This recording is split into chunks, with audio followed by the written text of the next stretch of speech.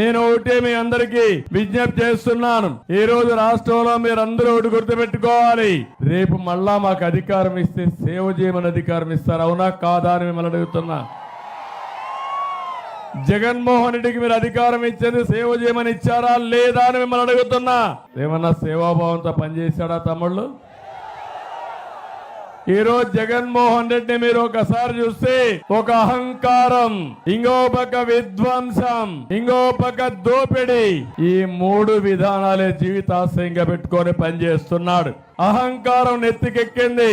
ఆయనే శాశ్వతం అనుకుంటున్నాడు. దేవుని కంటే గొప్పోడు అనుకుంటున్నాడు. మనమందరం కూడా ఎందుకు పనికిరానాలు అనుకునే పరిస్థితికి వచ్చాడు. మనలందరినీ బానిసలు అనుకుంటున్నాడు. అసలే కోతికి కళ్ళు దాగింది, ముళ్ళు కొట్టింది. ఆ పరిస్థితిలో ఈ జగన్ ఉన్నాడని మీకు అందరికి తెలియజేసి, అవునా కాదా? అవునా కాదా?